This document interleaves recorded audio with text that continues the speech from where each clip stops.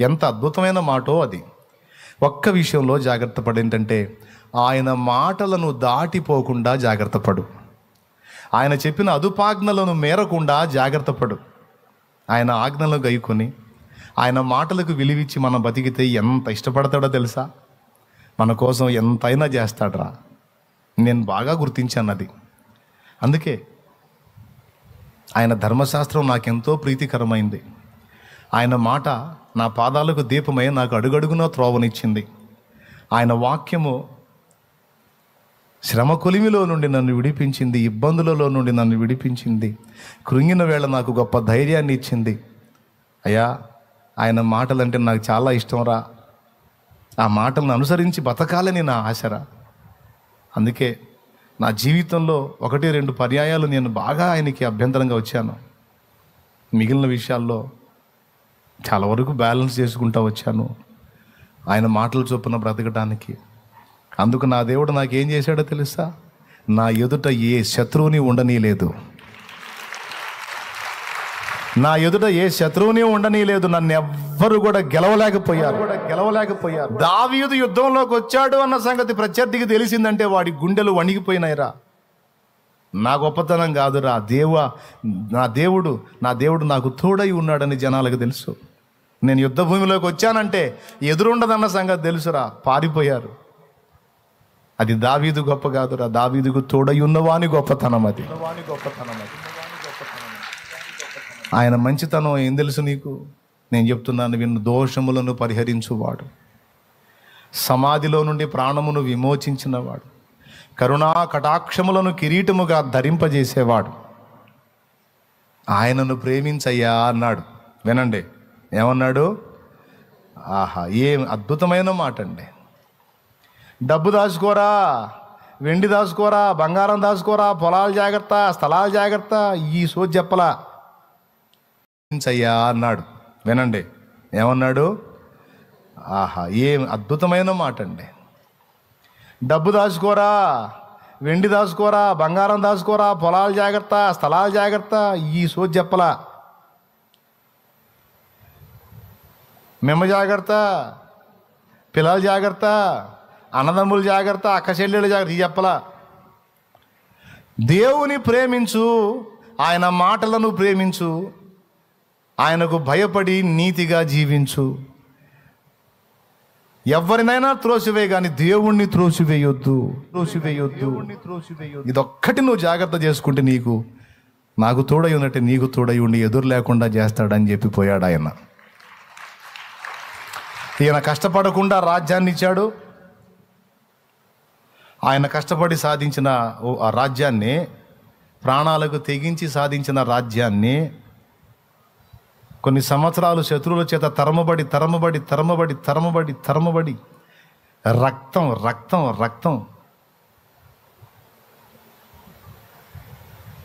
రక్తపు సొమ్ములాగా కొడుకు ఇచ్చాడు. ఇది నా రక్తం రా,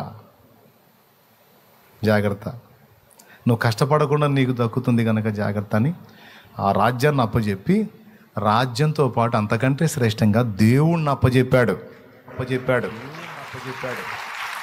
కావాలంటే మీరు దావీదు సొలొమోనుకు అప్పగింతలు చెప్పేటప్పుడు ఏం సన్నివేశాలు ఉన్నాయో, ఏం మాట్లాడాడో కొంచెం ఇంటికి పోయి చదువుకోండి. ఇప్పుడు వద్దు, మళ్ళీ ఇప్పుడు తీసి వెతికారు. ఇంటికి పోయి చదువుకోండి. నేను చదివా. కొన్ని ఆయన చెప్పినవి ఉన్నాయి, కొన్ని ఆయన తలంపులో ఏం చెప్పుంటాడో కూడా నేను ఊహించి చెప్పా. ఇప్పుడు కొన్ని విషయాలు తన తల్లి గురించి పూర్తి వివరణ అందులో ఇవ్వలా.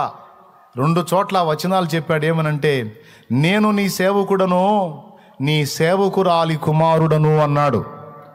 వాళ్ళమ్మని ఎలా గుర్తించాడో తెలుసా? యెషయి భార్యగా గుర్తించలా, లేకపోతే దావీదుకు వాళ్ళ అమ్మగా గుర్తించలేదు, కానీ వాళ్ళమ్మని ఒక దైవ జనురాలిగా గుర్తించాడు, ఒక సేవకురాలిగా గుర్తించాడు. నా చెల్లి, నా తల్లి, అక్క, నీ పిల్లలు నిన్ను ఒక సేవకురాలిగా గుర్తించే పొజిషన్ నీకుందా? అలాంటి జీవితాన్ని కలిగి ఉన్నావా? విచ్చలవిడి జీవితంలో, అక్రమ జీవితంలో, లోకానుసారమైన జీవితంలో నీవు ఉన్నట్లయితే నీ పిల్లలు నీలో ఒక లోకస్తురాలిని, ఒక శరీర సంబంధిని, ఒక ప్రకృతి సంబంధిని, ఒక వంచకురాలినే చూస్తారు తప్ప ఒక దైవజనురాలిని చూడలేరమ్మా. నాయనా, నీలో నీ పిల్లలు ఒక దైవ జనుణ్ణి చూడగలరా? ఒక లోకానుసారిని చూస్తున్నారా? దావీదు తన తల్లిలో ఒక దైవ జనురాల్ని చూశాడు. నాయనా, నువ్వు భక్తిపరుడవే, నీ బిడ్డలు నిన్ను గమనిస్తారు. నువ్వు ఒక దేవుని మనిషిగానే వారికి కనబడాలి, మర్చిపోవద్దు.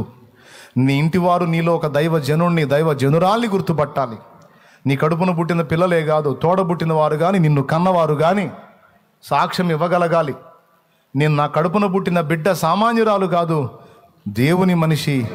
నా కడుపున పుట్టిన నా కుమారుడు సామాన్యుడు కాదు, వాడు దేవుని మనిషి అని నిన్ను గూర్చి నీ తల్లిదండ్రులు సాక్ష్యం ఇవ్వగలగాలి.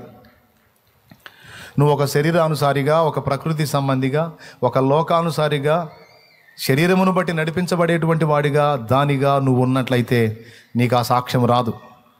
నీకు ఆ సాక్ష్యం రావాలంటే పరిశుద్ధాత్మ సంబంధివై ఎప్పటికీ గుండెల్లో భయం కలిగి ఉండాలి. నా పిల్లలు నాలో ఒక దైవ జనురాల్ని చూడాలి, ఒక దైవజనుడిని చూడాలి. నా నోట, నా హృదయంలో, నా చేతల్లో, నా నడతల్లో, నా ఆలోచనల్లో, ప్రతి దానిలో నా దేవుణ్ణి ముందుంచుకోవాలి. నేను ఆయనను ఘనపరచుకోవాలి. నా పిల్లలు నాలో లోపం వెతికినప్పుడు కనబడకూడదు. ఏమాత్రం నా పిల్లల్లో నా దగ్గర లోపం కనబడిందంటే నా పిల్లలు భ్రష్టులయ్యే అవకాశం ఉంది అనే భయం తల్లిదండ్రులుగా మన గుండెల్లో ఉండాలి. అలాగే తల్లిదండ్రులు కన్నా పిల్లలుగా కూడా మన గుండెల్లో ఉండాలి. మనం మారే, మన అమ్మా నాన్న మారలేదు.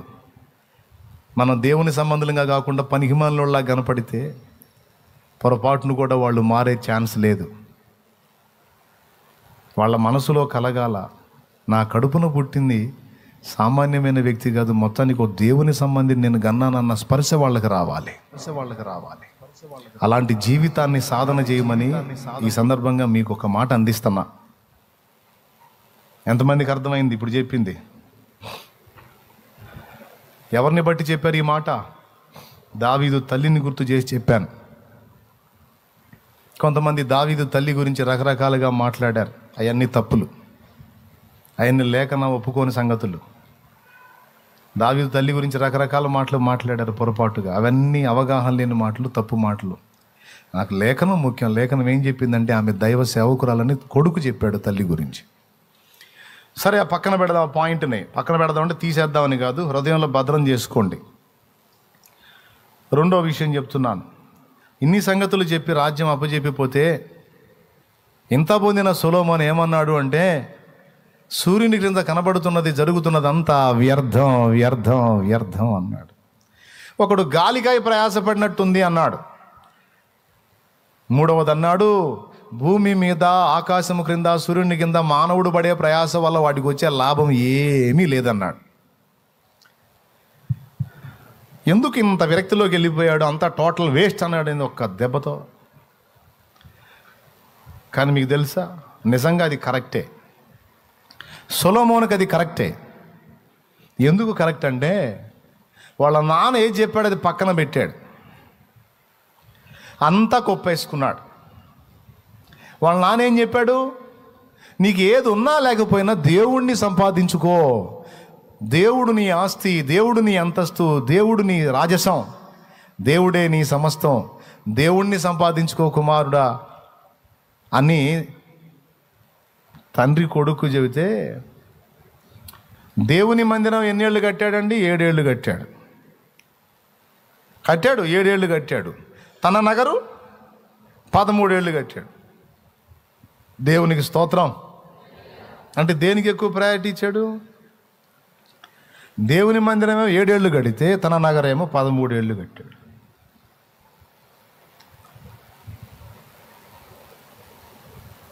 ఇశ్రాయేలు జనాంగంలో నుండి స్త్రీని చేసుకొని అంతటితో ఆగకుండా అన్యరాజుల కూతుళ్ళని చేసుకున్నాడు. అర్థమైందా? అన్యుల రాజులు ఉన్నారు, వాళ్ళ కూతుళ్ళని చేసుకున్నాడు. మీకు తెలుసా, చివరికి ఆయన భ్రష్టు పట్టించింది వాళ్ళే. కొంతమందికి ఓవర్ కాన్ఫిడెన్స్. అమ్మ వాడు అన్యుడు కదా, వాడిని చేసుకుంటే నిన్ను లోకంలోకి తీసుకెళ్తాడేమంటే, లేదన్నయ్య మార్చుకుంటా, అన్నయ్య మార్చుకుంటా. ఓయమ్మో, ఇలా మార్చుకుంటా అని ఎగిరినోళ్ళు ఇప్పుడు మారి భజన చేస్తున్నారు. భజన మరి నాయన అన్యురాలు కదబ్బాయి, మరి అన్యురాలు ఏం నీకేం దేవుని బిడ్డలు దొరక్కనా, ఎందుకు అట్లా మెత్తపడ్డామంటే? అదేందన్నా, మన ఇంటికి వచ్చినప్పుడు మన మాట వినాలి. నేనే ఊరుకోనే మారుస్తా, అమ్మాయిని కూడా రక్షణలో నడిపిస్తాను నేను. భలే పనండి. ఈ విధంగా ఒక ఆత్మను రక్షించాలనుకుంటున్నా. ఆహా, అది చూసా. నాకు చెబుతారు కొంతమంది, ఏంటి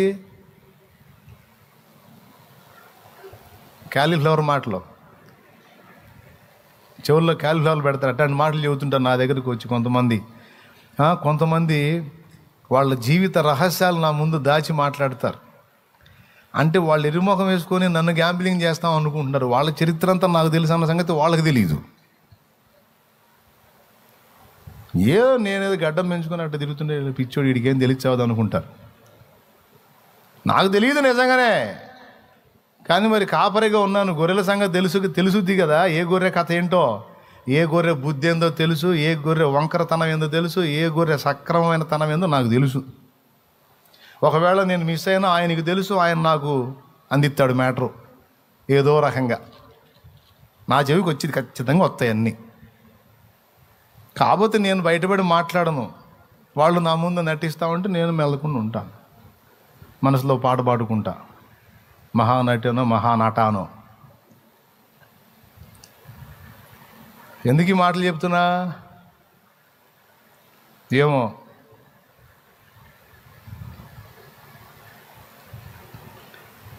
హృదయాంతర్యములు ఎరిగిన దేవుడు ఆయన. మనుషుల బుద్ధులు ఆలోచనలు తెలుసు. నువ్వు అంటావు నా దగ్గరకు వచ్చి నేను మారుద్దామని. కొంతమంది వచ్చి నేను ఆ అబ్బాయిని లవ్ చేస్తున్నాను, నేను ఎట్లా ఫ్లాట్ అవుతానో తెలుసు వాళ్ళకి. అందుకే నా దగ్గరకు వచ్చి ఏం చేయో తెలుసా, కాదన్నయ్య ఆ అబ్బాయిని ప్రేమించి అబ్బాయిని దేవుని దగ్గర తీసుకొచ్చి ఆ విధంగా ఒక ఆత్మను రక్షించాలనుకుంటున్నాను. అట్టయితే మరి నేను ఎంతమందిని ప్రేమించాలా? ఇప్పుడు నీ స్టెప్పే నేను తీసుకున్నాను అనుకో, నీ ఆలోచనే నేను ఫాలో అవుతా అంటే ప్రేమించి. మరి ఇప్పుడు ఈ క్యాలీఫ్లవర్ డైలాగులు కదా, సన్ఫ్లవర్లా.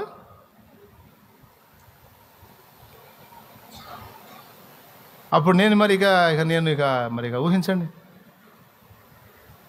ఏం మాటలయ్యి. ఒక ఆత్మను రక్షించడానికి నువ్వు లవ్ చేసి వాటితో చట్టాపట్టాలు వేసుకొని తిరిగి ఇంత కథలు చేయాలా? ఇంత కథలు చేసి ఎట్లయితేనేమో అట్లా అవసరమైతే తిరిగి అయినా సరే ఒక ఆత్మ రక్షించమని ఎక్కడ ఉంది బైబిల్లో? చూపించు నాకు. నాకు చెప్పొద్దు ఇవన్నీ. నీ దగ్గర దరిద్రపు ఆలోచన ఉంది, అది చెప్పుకో. నేను ఇష్టపడ్డానన్నది ఏదో నీ సావు నువ్వు సావు. మళ్ళీ దానికి తీసుకొచ్చి నా దగ్గర ఏదో మళ్ళీ ఎన్ని ప్లేట్లు ఫిరాయించడం ఏంది ఇది? అందాం అనిపించిద్ది కొంతమందితో అంటా కూడా. కొంతమంది నాకు చెప్పరు, దాచి పెడతారు, వదిలేస్తారు. సరే పో నీ సాగు నువ్వే సాగు చెప్పి హెచ్చరిక చేస్తా, జాగ్రత్త. ఎవరికన్నా ఓవర్ యాక్షన్ అనమాట. నేను మార్చుకుంటా. నేను చెప్తా, నువ్వు మార్చేది ఎంతో కానీ నువ్వు మారేది ఖాయం. నువ్వు మారేది ఎంతో నాకు తెలుసు, నువ్వు వాడిని మార్చేది ఎంతో నాకు తెలుసు. ఖచ్చితంగా నువ్వు బోర్ల పడతావు. ఎందుకంటే ముందు అడుగులోనే నీ మెతక బుద్ధి బయటపడింది. మొదటి అడుగులోనే నీ మెతక బుద్ధి బయటపడింది. ప్రలోభించావు. ఒక మనుషుని కొరకు నువ్వు దేవుణ్ణి పక్కన పెట్టి తలకాయ వంచావు. అక్కడే నీ మెతక బుద్ధి బయటపడింది. ఇంక నువ్వెక్కడ వాడిని గెలిచేది? కష్టం. అందుకే సాధ్యమైనంత వరకు ప్రార్థన చేసుకోండి. యవ్వనస్తులారా, స్త్రీలైనా పురుష ప్రేయర్ చేసుకోండి. దేవుణ్ణి ఎరిగిన బిడ్డని దయచేయి తండ్రి అని. అందరికీ ఆడ దొరుకుతారన్నయ్య, మరి కొన్నిసార్లు తప్పదు కదా అంటే చేయగలిగిందేముంది? తప్పదు, చేసుకోవాలి. తప్పదు అన్నయ్య అంటే చేసుకో. నేనేమన్నా వచ్చే అడ్డుపడతానా, లేకపోతే ఏమన్నా కత్తులు కట్టాలు తీసుకొని ఎగబడతానా? చేసుకో. తర్వాత ఉంటావో ఓడతావో నీ ఇష్టం. ఒక్కటి, నువ్వు చేసుకుంటావా చేసుకోవో కాదు, కానీ నీ భక్తిని నాశనం చేసుకోకుండా, నీ ఆత్మీయతను పాడు చేసుకోకుండా, నీ జీవితంలోకి వచ్చే వ్యక్తి ద్వారా నాశనం కాకుండా జాగ్రత్త పడు. అదొక్కటి నా సలహా. ఎవరున్నారో, ఎవరు సిద్ధపడుతున్నారో, ఎవరు స్టెప్ వేసుకుంటారో నాకు తెలియదు. అందరికీ ఒకటే సలహా. అన్ని రకాల పదార్థాలు మిక్సీలో వేసినట్టు మొత్తం జ్యూస్ తీసి ఇచ్చినట్టు ఇస్తున్నా, జాగ్రత్త పడండి. పిల్లలకు పెళ్ళిళ్ళు చేసేటప్పుడు కూడా విశ్వాసమైన తల్లిదండ్రి తొందరపడకండి, ప్రార్థన చేయండి, గోజాడండి, ఉపవాసం ఉండండి. అవసరమైతే తగిన మార్గాన్ని దేవుడే నీ ముందుకు తీసుకొస్తాడు. త్వరగా బరువు దించుకుందామని నువ్వు కకుర్తిపడి త్వరగా బరువు దించుకుందాం, ముందు పెళ్ళి అయిపోయింది మమ అనిపిద్దామని అడుగులు వేసావా, బరువు దించుకోవటం కాదు, దిక్కుమాలను అడుగైతే జీవితకాలం మోయాల్సి వచ్చింది బరువు. అర్థమైందా? ఎంతమందికి అర్థమైంది? ఏమర్థమైంది? ముందు గుండెల మీద నుంచి బరువు దించుకుందామని ఏదో ఒక దారి చూసి నెట్టేసామనుకో, అట్టబోయి తిట్టొచ్చిద్ది. ఈ బతుకంతా నెత్తినేసుకుని మోసుకోవాల్సి వచ్చింది. కక్కుర్తి పడొద్దు, తొందరపడొద్దు, భయపడొద్దు, అవిశ్వాసుల్లాగా ఆలోచించొద్దు. నిదానించండి, ప్రార్థన చేయండి. బిడ్డ యుక్త వయసుకు వచ్చిందా, అప్పటి నుంచే మొర్రపెట్టు దేవునికి. దేవ ఒకప్పుడు అంటే లేరు, ఇప్పుడు అన్ని వర్గాలలో నుంచి అన్ని జాతులలో నుంచి ప్రజలు రక్షించబడ్డారు కనుక నా బిడ్డకు తగిన భాగస్వామిని నీవు దయచే, నీ బిడ్డనే దయచేయమని పట్టుదలగా ప్రార్థన చేయి. ఇప్పటి నుంచే మొర్రపెట్టు, తగిన కాలం ముందు దేవుడు ముందుకు తీసుకొస్తాడు. ఓ మంచి భవిష్యత్తు నీ బిడ్డకి ఇచ్చే కృప దేవుడు చూపుతాడు. హల్లెలూయా, హల్లెలూయా. కానీ రాజైన సొలొమోను చేసినటువంటి పొరపాటు పని ఏంటో తెలుసా? నేను రాజుని మరియు జ్ఞానిని, నా దగ్గర ఎవరి వేషాలు చెల్లవు, నేను ఎవరినైనా కంట్రోల్ చేయగలుగుతా అని ఓవర్ కాన్ఫిడెన్స్కి వెళ్ళాడు. వెళ్ళి ఏమైంది? చివరికి సీదోనియుల దేవతకు మరికొంతమంది దేవతలకు పోయి మొక్కాడు, తేడాపడ్డాడు. అందుకే చెప్తున్నా, ఫస్ట్ పాయింట్ ఏంటి? రాజ్యాన్ని ఇచ్చాడు, దేవుడిని ఇచ్చాడు. రాజ్యం మీద దృష్టి పెట్టాడు, దేవుని మీద తక్కువ దృష్టి పెట్టాడు. దేవుడికేమో 7 ఏళ్ళు కేటాయిస్తే అక్కడే ఆ కేటాయింపులోనే మనకు అర్థమైద్ది. దేవునికేమో 7 ఏళ్ళు కేటాయిస్తే రాచనగరుకేమో 13 ఏళ్ళు కేటాయించాడు. దేవునికేమో కొంత సమయం కేటాయిస్తే మిగిలినవన్నీ అనుభవించడానికి తన జీవితకాలం అంతా వెచ్చించాడు. 3 సంగతులు చెప్పా ఇప్పుడు. మొట్టమొదటిది, నీ పిల్లలకు, నీ ఇంటి వారికి నువ్వు ఒక దేవుని మనిషిలా కనబడే విషయంలో నువ్వు కేర్ఫుల్గా ఉండాలి అనేది చెప్పాను. రెండవది, సొలొమోనుకు దావీదు చెప్పిన ఆలోచనని సొలొమోను త్రోసివేశాడు అనే పాయింట్ ఒకటి చెప్పాను. మూడవది, అన్యజనులలో నుండి భాగస్వామిని ఎంపిక చేసుకునేటప్పుడు కొంచెం ఆచితూచి అడిగేయండి. ఓవర్ కాన్ఫిడెన్స్తో అడుగులేస్తే తర్వాత మూతి పగులును అనే మాట చెప్పా. దేవునికి స్తోత్రం. ఇప్పుడు ఇక 4వ పాయింట్కి వస్తాను, ఇక జాగ్రత్తగా వినండి. ఈ 4వ పాయింట్లో ఎందుకు ఇలా మాట్లాడాడు ఈయన అంటే, ఆ విరక్తి ఎందుకు వచ్చింది అంటే, పెట్టాల్సిన వాని మీద దృష్టి పెట్టకుండా పెట్టకూడ నిమిత్తము లేనటువంటి వాటి మీద ఎక్కువ మనసు పెట్టాడు. చివరికి ఏ పరిస్థితికి వెళ్ళిపోయాడంటే టోటల్గా దేవుణ్ణి పక్కన పెట్టేసి ఇవే ప్రపంచం అన్నట్టుకు వెళ్ళిపోయాడు. దావీదు చెప్పింది ఏంటంటే, దేవుడిచ్చినవి కాదురా, సమస్తము నీకు ఇవ్వగల దేవుని మీద దృష్టి నిలుపు అన్నాడు. సొలొమోనేమో దేవుడిచ్చిన వాటి మీద మనసు పెట్టాడు. ఇప్పుడు చెప్పండి, దేవుడు ఒక్కడు జీవితంలో లేకుండా ఇక ఎన్నుంటే మాత్రం ఏం లాభం? మానవుడు వెతుకుతున్నటువంటి సంతోషము, సమాధానము, నిత్య సుఖములు అనేవి తన గుప్పెట్లో పెట్టుకొని కూర్చున్నాడు ఆయన. ఈ మాట కూడా దావీదే చెప్పాడు. నీ సన్నిధిని సంపూర్ణ సంతోషము కలదు, నీ కుడి చేతిలో నిత్య సుఖములు కలవు అన్న మాట ఎవరు చెప్పారు? కీర్తనలోనే రాయబడి ఉంది. ఉందా? అంటే దావీదుకు తెలుసు ఉన్నదంతా ఎక్కడుందో. అందుకే యెహోవా యొద్ద ఒక వరం అడిగి తిని దాన్ని పొందవాలని నేను ఎంతో ఆశపడుతున్నాను. ఏమిటి నాయనా నువ్వు అడిగిన వరము? యెహోవా మందిరములో ధ్యానించుటకును, ఆయన ప్రసన్నతను చూచుటకును, చిరకాలము ఆయన మందిరములో నేను నివాసం చేయటాన్ని కోరుకుంటా అన్నాడు. కొడితే గట్టిగా.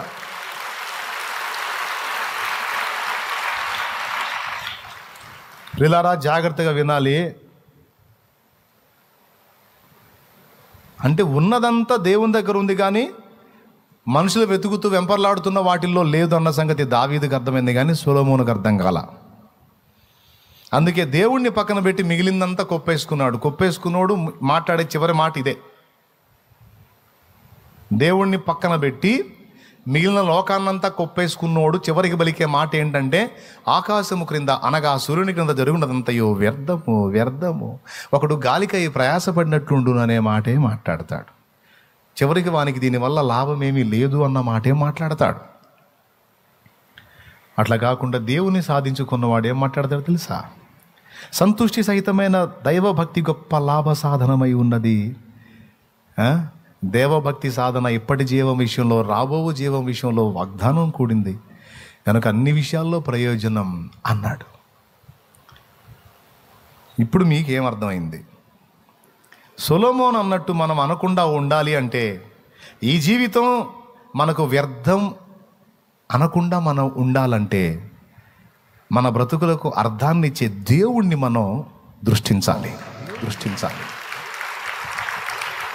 ఆయన మీద మన గురి నిలపాలి. ఇప్పుడు పాట పాడుకుందాం. అంతా వ్యర్థమని వ్యర్థులైరెందరో, అంతా వ్యర్థమని వ్యర్థులైరెందరో, నా గురి నీపై నిలిపినందునే నా పరుగు సార్థకమాయనే.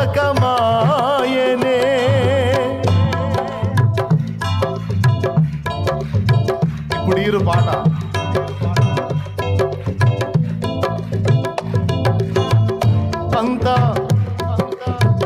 అంతా వ్యర్థమని వ్యర్థమైపోయిన వాళ్ళు కొంతమంది ఉన్నారు. నా గురి నీ వైపు నిలిపినందున నా పరుగు సార్థకమైంది అన్నాడు. అది పాయింట్.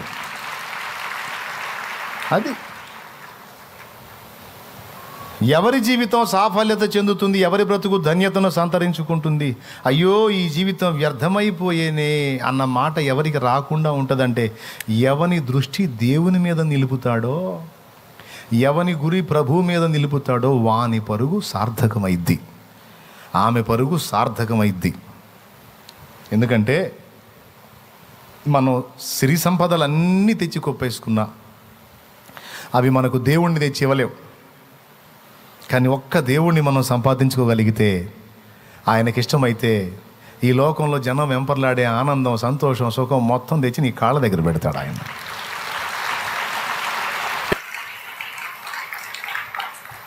ఇప్పుడు జనాలకి పడుతున్నాయా?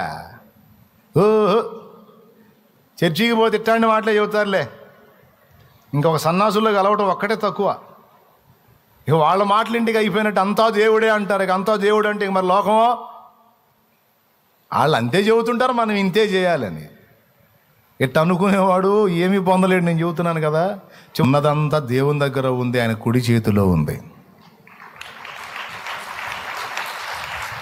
అది తెలుసుకున్నోడు జ్ఞానవంతుడు, అది తెలుసుకున్నోడు అసలైనోడు, అది తెలుసుకున్నోడు మేధావి. అది దావీదు. రాజు అయ్యావు, అంతఃపురము, అంతఃపుర కాంతలు, వెండి బంగారాలు, పేరు ప్రఖ్యాతులు, ఘనతలు, భోగాలు ఇన్ని పెట్టుకున్నావు నాయన. ఇంకా నీకేం కావాలంటే ఇవన్నీ వేస్ట్ బాబు, ఇవన్నీ బుస్సు, నాకు తెలిసి ఇందులో ఏం లేదని. నాకు ఆయన పాద సన్నిధి కావాలి, ఆయన దివ్య కౌగిలి కావాలన్నాడు దావీదు.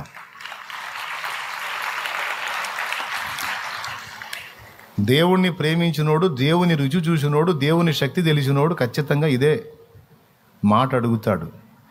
ఏం కావాలి ఈ ప్రపంచంలో? అన్నిటికంటే ముఖ్యంగా నీకేం కావాలని అడిగితే, నాకు దేవుడు కావాలి, నాకు ఆయన సన్నిధి కావాలి, సాహచర్యం కావాలి, ఆయనలో ఆనందం కావాలి. కొంతమంది మనుషుల ప్రేమ కోసం వెంపర్లాడతారు. ఆ ప్రేమ దొరకనప్పుడు చచ్చిపోతే పోయిద్దంట. ఎందుకంటే నన్ను ఎవరు ప్రేమించట్లేదు, ఇంకెందుకు బతకాలి, నా జీవితంలో అంతా చీకటి అయిపోయింది, అంతా శూన్యం అయిపోయింది, నన్ను గుర్తించేవాళ్ళు లేరు, పట్టించుకునేవాళ్ళు లేరు, పలకరించేవాళ్ళు లేరు, ప్రేమించేవాళ్ళు లేరు. ఎవరన్నా ప్రేమించిన డబ్బు కోసం ప్రేమిస్తున్నారు, నా వల్ల ఏదైనా ప్రయోజనం ఉంటే ప్రేమిస్తున్నారు. అందరి ప్రేమ కపటంతో నిండి ఉంది. అసలు ఈ మనుషుల్లో అసలు నన్ను నిజంగా ప్రేమించేవాళ్ళు ఎవరు లేరు. అసలు నాకైతే అన్నయ్య చచ్చిపోవాలనిపిస్తుంది అన్నయ్య అంటారు. అప్పుడు నేను మొహమాటం లేకుండా చెబుతా, ఖచ్చితంగా సావాల్సిందే నువ్వు అని చెబుతాను. మరి ఎందుకు ఇంకెవ్వరు నిన్ను ప్రేమించట్లా, ఎందుకు నువ్వు బతకడం? సావు. నిన్ను ప్రేమించి నీ కోసం ప్రాణం పెట్టినోడు నీకు కనపడలా. మిగిలిన చెత్త కోసం సావాలనుకుంటున్నావు. సావటమే కరెక్ట్, సావు. ఎందుకు నీలాంటి వేస్ట్ ఫెలోస్? అదేందన్నయ్య, మరి ఎన్నిసార్లు పాట పాడలా నేను? స్థిరమే లేని మనుషుల ప్రేమలు నటనయే చూపుచూ కదిలే బొమ్మలు. స్థిరమే లేని మనుషుల ప్రేమలు నటనయే చూపుచూ కదిలే బొమ్మలు.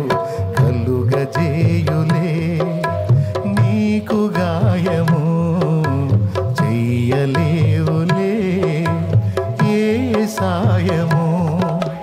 గాయాలన్నీ గేయాలుగా మార్చును నీకు యేసయ్య. సాయమిచ్చి ఆయనిచ్చి కౌగిట దాచును మెస్సయ్య. నీలో నిలచి నీతో నడచి మార్గమే చూపిన మంచి దేవుడు, అనురాగమే పంచిన ఆత్మీయుడు. మార్గమే చూపిన మంచి దేవుడు, అనురాగమే పంచిన ఆత్మీయుడు. హృదయమా హృదయమా నా హృదయమా యేసయ్య ప్రేమను, యేసయ్య ప్రేమను. ప్రాణమా, ఇది నాకొచ్చు, రాందియండి. యేసయ్య స్నేహము గోరుమా. ఒక్కొక్క ఆమె వచ్చింది, నాకు అన్యాయం చేశాడు. ఇంకొక ఆమెని ఇదయ్యాడు అన్నయ్య, మోసపోయారు అన్నయ్య అన్నయ్య అన్నయ్య. ఇంక నేను ఎందుకు బతకాలన్నయ్య?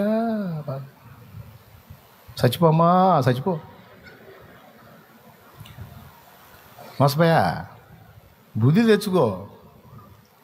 ఎవరైనా భార్య పోతే ఇంకో పెళ్లి చేసుకుంటాడు, నువ్వు బతికొండగానే చేసుకున్నాడు. అంత నమ్మకమైనోడు, అంత అంత నమ్మకమైన జీవిత భాగస్వామమ్మా. అట్టంటోడి కోసం నిజంగా నువ్వు సావాల్సిందే, సావు. ఇంత నమ్మకస్తుడు కదా మరి.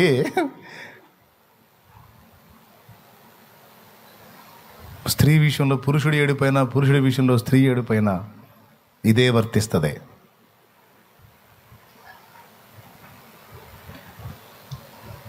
ఎందుకు దానికోసం సావులు బతుకులు? స్థిరము లేదు మనిషి ప్రేమ, అదంతా ఆవిర్లా మాయమైపోతుంది. నువ్వు పనికొచ్చినంత వరకు రన్నింగ్లో ఉంటాడు. ఏదో భూమి మీద ఉన్న బంధాలు అనుబంధాలు జోడించాడు. నీ బాధ్యత నువ్వు నెరవేర్చు, నువ్వు చూపించాల్సిన ప్రేమ నువ్వు చూపించు. అవతల వాడి దగ్గర నీకు దక్కాల్సిన ప్రేమ దక్కకపోయినా నిన్ను సమృద్ధిగా ప్రేమించి ప్రాణంగా గుండెల్లో పెట్టుకునే యేసయ్య ఉన్నాడు. నీకు పిచ్చిదానా, పిచ్చి తమ్ముడా, ఎందుకు సావాలి? ఆమె కోసం ఆయన కోసం చచ్చేది ఏదో, యేసయ్య కోసం బతుకు. అప్పుడు చివరికి అంతేనంటావు అన్నయ్య? ఆహా, ఇంకా ఉంది, ఇంకేముంది, అంతే. ఎంతమందితో మాట్లాడున్నాను నేనండి, వేల మందితో మాట్లాడున్నాను నేను. రకరకాల సైకాలజీలు, డిఫరెంట్ సమస్యలు. ఓరు నాయన, అవన్నీ మీ దగ్గరికి తీసుకొస్తే ఖచ్చితంగా మెంటల్ హాస్పిటల్లో చేరుతారు. ఏదో అభిషేకం ఉంది కాబట్టి అట్లా బతుకున్నా కానీ దేవుని రూపంలో ఆ అభిషేకం లేకుండా ఆ సమస్యలు డీల్ చేయాలంటే పిచ్చి ఆసుపత్రుల్లో ఎప్పుడో కొన్ని సంవత్సరాల క్రితమే జాయిన్ అయి ఉండేవాళ్ళు. అనుమానం లేదు. గోడను జాన్లు వేస్తూ ఉండేవాళ్ళు, గోడకి. ఏం చేస్తున్నావు బ్రదరు అంటే అనుకుంటూ ఉండేవాడు. దేవునికి మహిమ కలుగును గాక. ప్రియులారా, నిజం నేను చెప్పేది. ఏదో దేవుడిచ్చింది అభిషేకం, తట్టుకున్న చాలామందిని. చెప్పండి, ఇప్పుడు ఎవరు మనల్ని నిజంగా ప్రేమించింది ఎవరు? ఒకప్పుడు యేసయ్య తెలియదు, అప్పుడు ఇక మనుషుల ప్రేమే స్థిరం అనుకున్నావు. ఇప్పుడు యేసయ్య తెలిసి నువ్వు వాళ్ళ అదేందో మిస్ అయిందని ఎడుతావే, సత్తాను బతుకుతానంటావు, ఏదో దక్కలేదని ఎడుతావే. దానికోసం చచ్చిపోతాయిగా. అందుకని నేను చేశాడు. ఒక మనిషిని నమ్మాను, మోసపోయాను. ఇక మనుషుల్ని నమ్మకూడదు, దేవుడినే నమ్మాలి, దేవుని కోసం బతకాలి. నేను ఆయనకి నమ్మకంగా ఉండి ఆయన వైపు చూస్తే నాకు నమ్మకమైన మనుషుల్ని నాకు సహకారులుగా ఆయనే ఇస్తాడు. వారి చేత నమ్మకంగా నేను దేవుని పని చేపిస్తాను, దేవుని కోసం బతుకుతాను. నువ్వు మోసపోతివా, నువ్వు చేసుకోవాల్సిన నిర్ణయం ఇది. చావుల్ని వెతకటం కాదు. నువ్వు వంచనకు గురయ్యావా, నువ్వు చేసుకోవాల్సిన తీర్మానం చావును గూర్చి కాదు, దేవుని కోసం బతకాలి. కాదా? కాబట్టి ఇప్పుడు చెప్పండి, దేవుణ్ణి పక్కన పెట్టి మిగిలిన దేన్ని కోరుకున్నా చివరికి మాట్లాడే మాట ఏంటంటే వ్యర్థము, నా లైఫ్ వేస్ట్ అయిపోయింది, నా జీవితం వ్యర్థమైపోయింది, చాలా వేరే వ్యర్థమైన సంగతుల కోసం నా టైం అంతా పాడు చేసుకున్నాను అంటావు. తప్పదు. అట్లా కాకుండా ఎప్పటి నుంచే దేవునికి నువ్వు సమయం కేటాయించి దేవుని కొరకు నువ్వు బ్రతకగలిగితే, దేవుణ్ణి నీ గుండెల నిండా నింపుకొని దేవుడే నీ ప్రపంచంగా జీవించడాన్ని ఎప్పటి నుంచో నువ్వు మొదలు పెడితే, ఒకవేళ నీ అవసాన దశలో నీ ఊపిరి పోయేనాడు తృప్తిగా ప్రాణం వదులుతావు, హ్యాపీగా వెళ్ళిపోతావు. నా లైఫ్ అర్థవంతంగా ముగిసింది, నా జీవితం నా ప్రభు కొరకు ఖర్చు అయిపోయింది. అది తృప్తి. అయ్యో నేను అది పొందలేదు, ఇది పొందలేదు, నేను అది అందుకోలేదు, ఇది అందుకోలేదు, చింత కూడా ఉండదు. ఆయనకి ఇష్టమైతే నువ్వు పొందదగిన సంతోషాలన్నీ కూడా నీకు అందేటట్టు చేస్తాడు. ఆయన ఒక్కడుంటే చాలు. నువ్వు అడుగు వాటికంటే, ఊహించే వాటికంటే అత్యధికంగా చేస్తాడు ఆయన.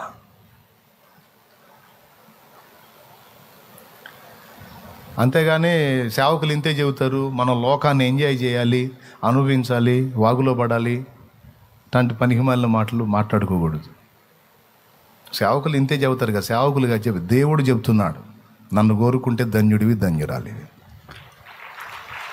కానీ సొలొమోను అది పక్కన పెట్టేశాడు. చివరికి ఏమన్నాడు? వ్యర్థం అన్నాడు. దేవుడు మళ్ళీ మనోనేత్రాలు వెలిగించిన తర్వాత ఇక దేవుని వైపు తిరిగి కొన్ని సామెతలు, పరమగీతము, ఈ అనుభవాల్లోంచి ప్రసంగి. ఇప్పుడు ఒక చిన్న మాట చెప్తా. ఈ స్టార్టింగ్ మొదటి అధ్యాయం, 2వ అధ్యాయం, 3 అన్నీ వ్యర్థం వ్యర్థం వ్యర్థం వ్యర్థం వ్యర్థం అని చెప్పుకుంటూ వచ్చి చివరికి ఏం చెబుతాడో తెలుసా? దేవుని యందు భయభక్తులు కలిగి ఉండటమే ఉత్తమం అంటాడు. చూద్దాం, చూడండి ఆఖరి మాట.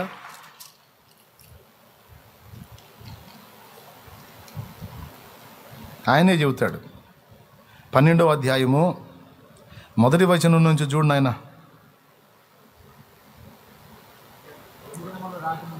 దుర్దినములు రాకముందే ఇప్పుడు వీటి యందు నాకు సంతోషము లేదని నీవు చెప్పు. సంవత్సరములు రాకముందే, తేజస్సునకు సూర్య చంద్ర నక్షత్రములకు చీకటి కమ్మకముందే, వాన వెలిసిన తరువాత మేఘములు మరలా రాకముందే, నీ బాల్య దినముల యందే నీ సృష్టికర్తను స్మరణకు తెచ్చుకో అన్నాడు. ఏం మాట అంటే, ఆ దినమున బలిష్ఠులు వంగుదురు. బలిష్ఠులు ఎవరు? కాళ్ళు వంగిపోతాయి. ఏమండి? ఆ దినమున ఇంటికి కావలివారు వణుకుదురు, బలిష్ఠులు వంగుదురు. కావలివారు చేతులు, బలిష్ఠులు కాళ్ళు. విసరువారు కొద్దిమంది కూడా చేత పని చాలించుకుందరు. అంటే పళ్ళు, ఏ పదార్థమైనా సరే నోట్లో వేసి అటు ఇటు తిప్పి 2 ఇసురులు విసిరి నవిలి మింగేస్తాం. విసిరేవాళ్ళు ఎవరు? ఏ పదార్థం వేసినా మొత్తం పిండి పిండి చేసేది పళ్ళు. విసరవారు కొద్దిమంది అగుడు చేత పని సాలించుకుందురు. అంటే ఏంది? ఇప్పుడు పళ్ళు ఊడిపోయిన పెద్దవాళ్ళకి నువ్వు మాంసం మొక్క పెడతాను, చప్పరించడం తప్ప నవలతి కాదు. ఇక పంజాలిచ్చారు అక్కడ నుంచి, అది వర్ణించుకుంటే ఇక అదే వచ్చేది. విసరువారు కొద్దిమంది కూడా చేత పని చాలించుకుందరు. కిటికీలలో గుండా చూచువారు కానలేక ఎందుకంటే కళ్ళు. తిరగటి రాళ్ల ధ్వని తగ్గిపోవనంటే చెవులు వినపడవు. వీధి తలుపులు ముయ్యబడినంటే నోరు. లోకాభిరామాయణం అంతా మాట్లాడేది, వాగేది నోరు. వీధి తలుపులు తెరిచినట్టే నోరు తెరిస్తే. నీకు తెలుసా ఇటు జరిగిందంటగా? నీకు తెలుసా అట్ట జరిగిందంటగా? వీధికి తలుపులు తెరిచినట్టే నోరు తెరిస్తే వీధి తలుపులు ముయ్యబడును. సరిగా అయిపోయింది, బయటికి వెళ్ళలేరు, అంతా లోపలే కూర్చోవాలి. నోటితో మాట్లాడదామంటే లోకంలో మ్యాటర్ ఏం తెలియదు. పిట్ట యొక్క కోతకు ఒకడు లేచును, నిద్రపట్టదో ఊరకొరకని ఉలిక్కిపడి లెగుస్తూ ఉంటారు. సంగీతము చేయు స్త్రీలు, నాదము చేయు వారందరూ నిశ్శబ్దంగా ఉందురు అంటే పాటలు పాడే గొంతు మోగబోయిద్ది. ఎత్తు చోట్లకు భయపడుదురు, కాళ్ళు లెగిస్తే ఎగిరి గంతేసి దాటి వెళ్ళిపోతారు. కాళ్ళు లేకపోతే భయపడకేం చేస్తారు? మార్గముల యందు భయంకరమైనవి కనబడును. సడన్గా లేచి ఏందో ఎక్కడికో పోతున్నావు, నాకేందేందో కనపడుతుంది, పోయినోళ్ళు కనపడుతున్నారు, ఉలిక్కిపడి లెగుస్తారు. ఏమైంది, ఏం లేదు.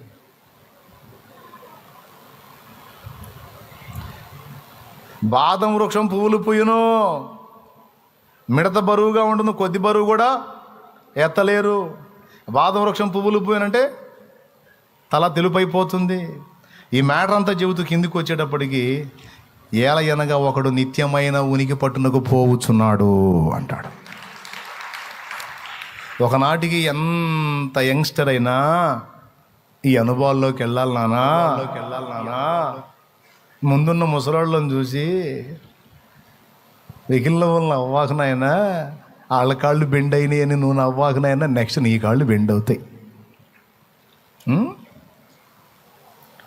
కింద పండిన ఆకు రాలితే పైన ఉన్న ఆకు పకపక నవ్విందట. రాలిపడింది ఏమంది? ఇప్పుడు నా టైం వచ్చి నేను రాలిపడ్డాను, ఇప్పుడు నువ్వు కాస్త పచ్చగా ఉన్నావు, నీ సరిగా అయిపోయింది, నువ్వు కూడా రాలుతావులే ఆగా. ఇది జీవితం, ఇది సత్యం, ఇది వాస్తవం.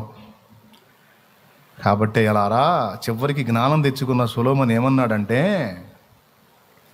బాల్య దినముల యందే సృష్టికర్తను స్మరణకు తెచ్చుకో, యవనుడా నీ యవనమందు సంతోషపడు, నీ ఇష్టం వచ్చినట్టు చెయ్యి, నీ ఇష్టం వచ్చినట్టు ఊరేగు, నిన్నెవడాపడు, నీకెవరు అడ్డు చెప్పరు, నీ ఇష్టం.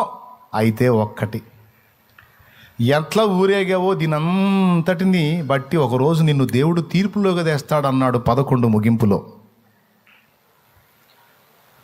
అంటే ఏం చెప్పుకొస్తున్నాడు? జడ్జిమెంట్ ఉంది, జాగ్రత్త అన్నాడు. ఎప్పుడో సరుకు అయిపోయినాక దేవుడా అమ్మా యేసయ్యా స్తోత్రం అని సరుకు అయిపోయినాక కాదు, బాల్య జన్మల నుండే అనటం నేర్చుకో, ధ్యానించడం నేర్చుకో, జ్ఞాపకం చేసుకోవటం నేర్చుకో, స్మరణకు తెచ్చుకో అన్నాడు. ఈ రెండిటితో పాటు చివర్లో ఏమన్నాడో చూడు. ఇదంతయు విన్న తరువాత తేలిన ఫలితార్థం ఇదే: దేవుని యందు భయభక్తులు కలిగి ఉండి ఆయన కట్టడలను అనుసరించి నడుచుచుండవలెను. మానవ కోటికి ఇదియే విధి. చూసారా, వచనం చెప్పలేదు విజయన్న, 13వ వచనం చూడండి. గూఢమైన ప్రతి అంశమును గూర్చి ఇదంతయు వినిన తరువాత తేలిన ఫలితార్థం ఇదే: దేవుని యందు భయభక్తులు కలిగి ఉండి ఆయన కట్టడలను అనుసరించి నడుచుచుండవలెను. మానవ కోటికి ఇదియే విధి. గూఢమైన ప్రతి అంశమును గూర్చి దేవుడు విమర్శ చేయునప్పుడు ఆయన ప్రతి క్రియను, అది మంచిదే గాని చెడ్డదే గాని, తీర్పులోనికి తెచ్చును అన్నాడు. భలే ముగింపు. ప్రియులారా, దీని అంతటిని బట్టి మీకేం అర్థమైంది? చివరికి దేవుడు అన్న పదం ఎత్తిన తర్వాత బ్రతుకు సార్థకత దొరికింది సొలొమోనుకి. 3 సంగతులు గుర్తుపెట్టుకున్నాడు. ఇంత పొందిన ఈ జీవితం, ఈ దేహస్థితి ఏంటో గ్రహించాడు. ప్రతి దాని గురించి దేవుడు లెక్కడుగుతాడు అన్న పాయింట్ ఎత్తాడు. యవన వయసును బట్టి, యవన పొంగులను బట్టి చెంగున గంతులు వేస్తున్న మనిషి, నువ్వు లెక్క చెప్పాల్సిన వ్యక్తి ఒకడు ఉన్నాడు, ప్రతి దాన్ని గురించి నిన్ను లెక్క అడుగుతాడు, విమర్శ దినం ఒకటి ఉంది, జాగ్రత్త అన్నాడు. ఎప్పుడో సరుకైపోయినా కాదురా దేవుడంటే, అన్నీ బాగున్నప్పుడే, వాన వెలిసిన తరువాత మరలా రాకముందే, తేజస్సునకు సూర్య చంద్ర నక్షత్రాలకు చీకటి కమ్మకముందే, నీ చిన్నతనము నుండే, బాల్య దినముల నుండే దేవుని యందు భయభక్తులు కలిగి ఉండయ్యా, దేవునికి భయపడయ్యా, దేవునికి లోబడయ్యా, దేవునికి అనుసంధానమై బ్రతుకయ్యా. మానవ కోటి మొత్తానికి ఇదే విధి. దేవుడున్నాడయ్యా, దేవుడున్నాడమ్మా, ఆయన దగ్గరికి మళ్ళా వెళ్ళి హాజరవ్వాలి అని ఆ పాయింట్తో ముగించాడు సొలొమోన్. కాబట్టి ఇప్పుడు విన్న దానిలో మీకేం అర్థమైంది? సొలొమోను దేన్ని మేజర్గా తీసుకున్నాడు, దేన్ని మైనర్గా తీసుకున్నాడంటే, దేవుడు ఇచ్చినటువంటి రాజ్యాన్ని, ఆ భోగాలని మేజర్గా తీసుకున్నాడు, దేవుణ్ణి చిన్న విషయంగా తీసుకున్నాడు. చివరికి క్లైమాక్స్కి వచ్చేటప్పటికి టోటల్గా తన టైము లైఫ్ మొత్తం వ్యర్థమైపోయినట్టు గుర్తించాడు. అయితే తెలివిగల్లోడు ఆ ఫైనల్లోనైనా సరే పశ్చాత్తాపడి ఏబులాగా రూపాంతరం చెంది చివరికి దేవుని వైపు మళ్ళుకొని ఆ చివరి ఆ క్లైమాక్స్లో అట్లా పలికిన ఆ దేవుని మూలంగా పలికిన కొన్ని కీర్తనలు, కొన్ని సామెతలు, కొన్ని 2 పుస్తకాలు బైబిల్లోకి ఎక్కాయి.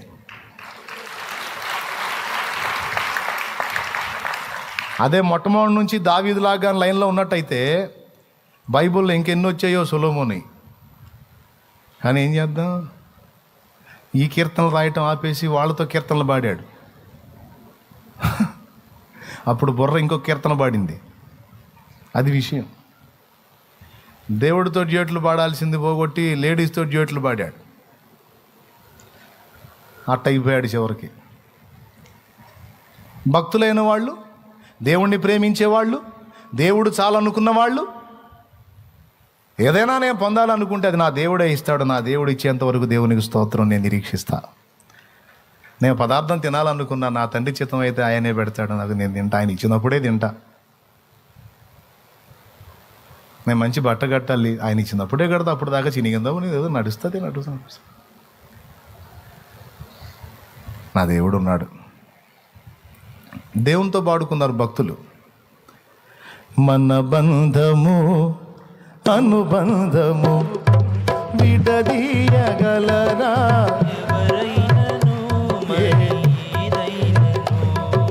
విడదీయగలరా ఎవరైనను మరి ఏదైనను రాజా జగమెరిగిన నా యేసు రాజా.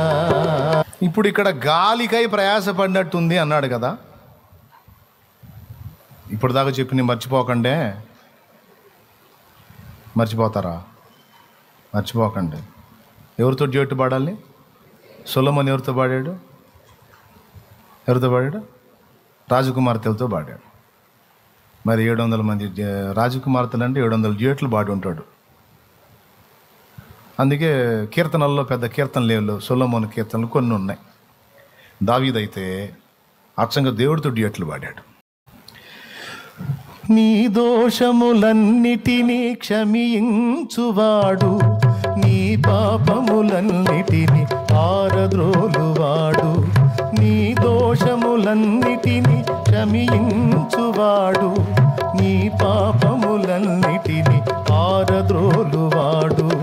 పరమ వైద్యుడు ప్రభుయేసుడు, పరమ వైద్యుడు ప్రభుయేసుడు. పరిశుద్ధ నామమును సన్నుతించుమా, పరిశుద్ధ నామమును సన్నుతించుమా. ఆ ఆ ఆ